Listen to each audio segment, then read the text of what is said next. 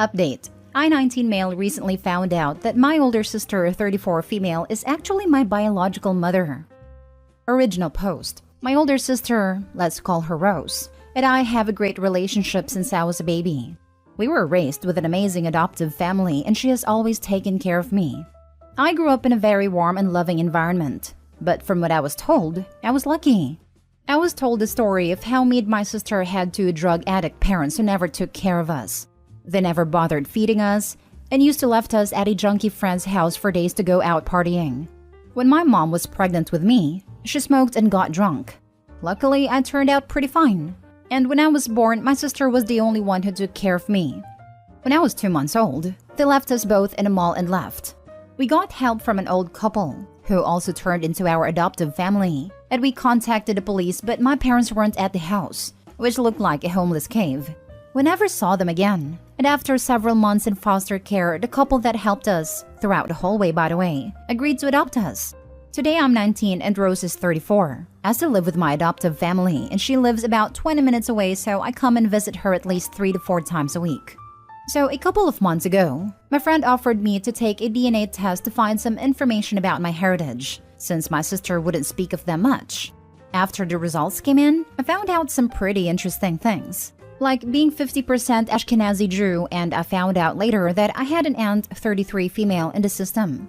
I immediately reached out to her, let's call her Janet, and we agreed to meet in person. All that without telling Rose a thing. When we met up, I could see we have some similar characteristics like same hair color and same eyes.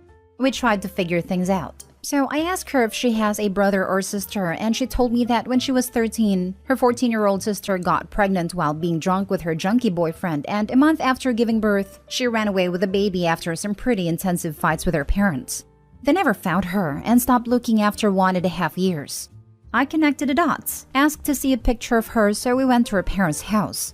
The mom wasn't home and father died 3 years ago. When I saw the picture, I knew. This was Rose, 100%. Rose is my mom. We were never abandoned. We didn't have junkie parents and she fabricated the entire thing to me and our adoptive family. I immediately gave Janet a hug and told her that it's too much for me right now and asked her to keep it a secret for now. I went to my best friend's house, told him everything, and for a week now I'm sleeping over at his place. I told my parents and my sister that I'm at his house because he bought a new game that we both wanted for a long time and avoided talking to Rose much. I can't look her in the eyes right now, let alone tell her I know the truth.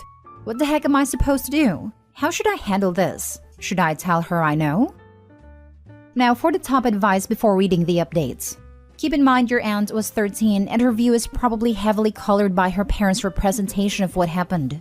Please update us when you can.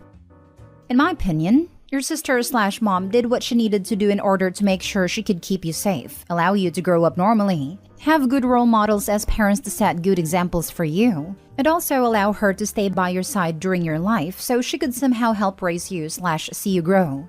What else was she supposed to do given her situation? She was a mom at a young age, but a mom nevertheless. And when maternal instincts kick in, you cut out the things standing in your way from doing what you think is best for your baby. She probably knew her parents would make her give up the baby, something she clearly didn't want. She probably was afraid of the baby being around its father if he was a junkie, which is understandable. And she understood that if she wanted a better life for her child and be involved in the child's life, she needed to get away from people who would try to control her and force her to go down a path she didn't want to go down. Regardless, it sounds like Opie had a good family and support system. It sounds like Opie's real mom got her crap together. She was allowed to turn a new leaf, and the reason she changed her whole life's trajectory was for this baby who is Opie. Do you know how painful it must have been to never say you're the mother of your own child? Everything she did for Opie. I understand it's very confusing right now, but you grew up in a better situation than you would have if she didn't lie. I think it's smart of her to say she's the sister and not the mom. They may not have adopted her if she was the young mom of this baby. She would have potentially lost Opie otherwise. Sounds like she did the best she could for you under the worst conditions. She stayed in your life and protected you. You said you were raised with love and compassion. You could have had a horrible childhood, but you didn't. It's not ideal, but it's not terrible either. You should talk about it with her. I agree. I mean, people are judging her and fail to realize this girl was 14 years old. 14. She did the best she could with her situation.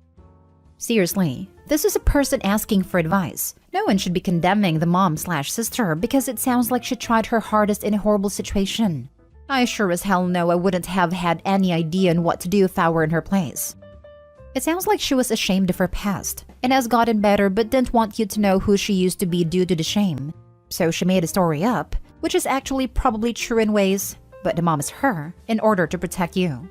I think you should approach this with compassion. She didn't lie to hurt you. She lied because she loved you and hated her past self. It sounds like she dearly loves you and made it incredibly difficult, but right call to give you to an adoptive family so you could have a much better life than she could give. It's a lot to take in, but does it really change that much? You just went from having a loving sister to loving mom, which isn't a big difference, honestly. Many older sister acts like a mother anyways. I think you are gonna be okay. Now for the first update. My best friend just took me out for a movie and a drink. I'm not that drunk right now though. I thank you all so much for your warm replies. Made me look at the situation a bit clearer. I have decided to break it to Rose this week, but I need some time to think about how to tell her I know. I don't know if I should try getting there slowly or just break the news to her somehow. I even considered bringing her sister with me, but I genuinely think she will be pissed. I'll keep updating as soon as I'll decide how to tell her. Right now, going to bed to sleep it over. After seeing some comments asking how the adoption process went, I decided I need to explain some things. First of all, it's worth mentioning that the adoption process wasn't immediate and it took about a year between the time that happy couple found us outside a mall and the time they adopted us. We were in foster care that time and Rose used to keep touch with them and they would come visit us once or twice a week. Or so I'm told. I don't know what to believe now. Eventually, Rose broke down in tears for them and told them she hates foster care and that her little brother, me, would grow up here and she couldn't bear that thought. At the time, they decided to try and adopt her and hired lawyers and stuff, and after a few months it was legal and done. At least that's what I was told. I don't think my adoptive parents knew, but if they did, then that story is probably a lie too. Now for the second and full update. Okay, so I first of all want to thank everyone for your honest replies. It really helped me to get my feelings straight and get ready to confront her. So after a week of avoiding, I came to her house with a picnic basket by surprise, so I'll have a chance to speak with her. She was happy to see me and I told her to sit down because we need to talk. I started things with saying that I know that she has a secret that she's been hiding from me for years. Her face turned red and she started crying like hell. She knew what I was talking about. I told her the story about the DNA test, about Janet, and basically what I told you guys in the last post. Well, after she calmed down a bit, she told me the truth. She told me how she got drunk at a party and slept with one of the jerks who does nothing but tweet every day. He didn't really care about a future kid and was like, yeah, whatever. Apparently, she found out that 10 years ago he was stabbed in prison after sitting for dealing, assault and armed robbery. She told me how her mother used to convince her father to talk me out of the idea of keeping the baby. They would constantly fight with her. When the baby was born, they told her on the spot that she brought shame upon the family, and they will not help raise the baby in any way, meaning she will have to work meanwhile to have money for her baby and sometimes for herself.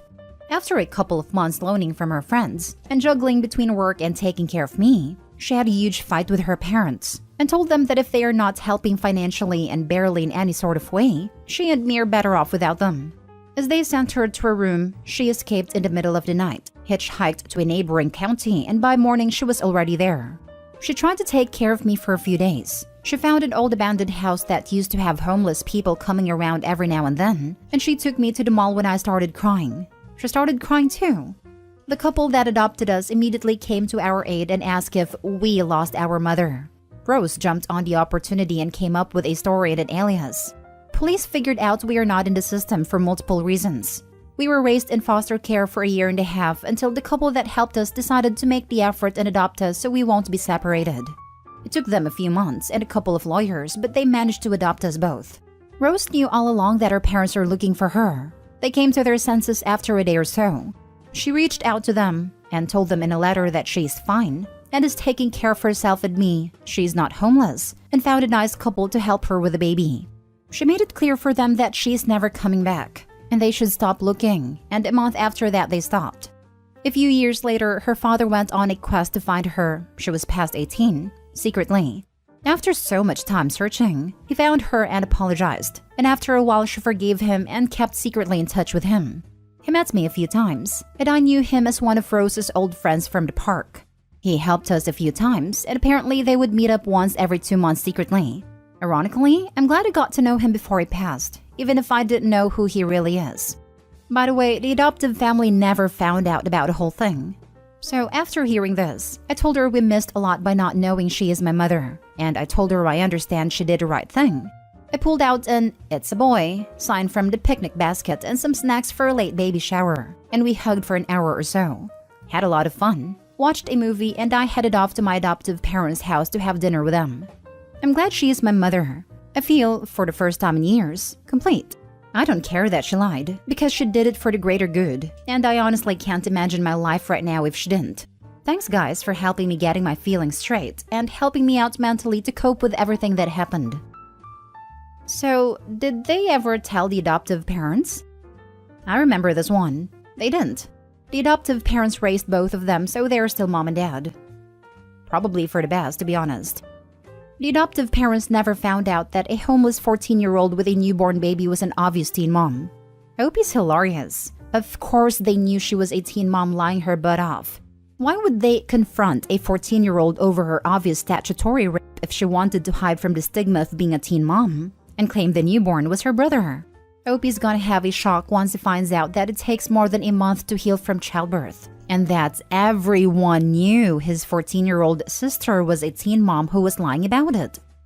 Exactly. They might not know her full story, but they are aware that she was lying to keep her son and herself safe. They knew enough to know she was in desperate need of help. Adopting them both so they can help her recover and avoid re-traumatizing her by having her baby taken away for replacement? That's a hero move right there. They're quality parents. Now for the last story. How do I tell my sister her toxic marriage is why I don't hang out with her anymore? I, 38 female, am having trouble being there for my sister, 32 female, and I'm not sure how to tell her why. I'm about 2 years out of a 17-year marriage that ended extremely badly. We had issues throughout the relationship, as well as a lot of fun, but the last couple years he was intensely controlling, abusive, and violent. And since he left, I've done a lot of work to recover and get myself in a healthy headspace. My sister went through a rough patch around the same time my divorce started, and I learned way too much about her husband, 37 male, during that period to ever trust him again. They've been together for years, and while he's never been my family's favorite, because he's an insufferable know-it-all, dominates every conversation and generally pretty annoying, we all just dealt with it because she loved him and we're adults. But since their rough patch, I haven't been able to be around him. During that time, he served her with divorce papers and told her he was going to take their 1-year-old baby away and never let my sister see her again. He convinced my sister she would lose in court anyway, to the point that her plan was to give up, sign all the paperwork he gave her, and leave their baby while she moved out of state with our other sister. This all sounds bad, but my sister is extremely naive and also has the worst anxiety I've ever seen. She was convinced she'd lose their baby no matter what, and she was so broken down she didn't have it in her to fight. Anyway, she told me this plan and I successfully talked her out of it, got her a great lawyer, and she was on her way towards accepting their divorce and rebuilding her life when he suddenly changed his mind. And they reconciled and have been acting like everything is fine ever since. During their eventually canceled divorce, my sister was terrified of being homeless and not having anywhere to go. I was starting over too, so our plan was that I'd buy a triplex, and she and her baby could live in one of the units, me in one, and our little brother, 22 male, in the third one. I went ahead with that plan, and have just been renting out my sister's unit and let her know it's there if she needs it. I cannot be around my sister's husband at all. I've seen behind the scenes. I know he's mistreating her emotionally, financially, and I strongly suspect physically too, although she'd never admit it. I am aware that the right thing to do here is support her decision and grin and bear his company, but I can't do it. I get that it's immature of me, but the situation is too much like my own marriage, and I won't be within 100 feet of it. I especially don't want him in my new home, which for 2 years has been a happy, healthy, peaceful, safe zone. My sister basically won't leave the house without this man because of her anxiety and also his control issues, and they are literally always together. She posted on Instagram a few weeks ago about being sad and confused about why her family never spends time with her anymore. I'd like to gently explain the situation to her, but I'm not sure how to tactfully say, "It's not you, it's your awful husband we can't stand." Looking for advice on how to softly tell her I'm here if she needs me, but that I'm unwilling to be around her husband. Now for the advice. This is tricky because right now she's in a dangerous phase. The phase where they've reconciled and it's them against the world. Understand first and foremost, anything you say right now will get back to him. My suggestion is to make it clear that you simply want to spend time with just her. Don't say it's an issue with him. Become a broken record and let her make the connection. It's really important to me that you and I can spend time together, just us. Can you find an opportunity for that? She's gonna push. You don't like him? And that's when you say, nope, that's not it. Nothing to do with him. It's really important to me that you and I have opportunities to spend time together. Just us. Keep him out of it. Will it be very obvious that he is the problem? Yes. Can you afford for those words specifically to get back to him? Nope. You lose them both. She will follow him because you'll become the enemy. Ask after him. He's good? Good to hear it. Call her for catch-ups. Make it clear you want the relationship with her. This is not about him, even though, of course, it is. As time goes on and they go into different phases of this cycle, you'll be able to address things more directly. For now, I'd start here. I think this is a very grounded way to do it, and probably the best. Of course, it's about him, but what you are after is to strengthen your relationship with your sister. And taking it day by day, becoming a part of each other's life, will ease you both into coming closer and remind you how precious your bond is. And it will also maybe remind her of who she is, where she comes from, who she is without him.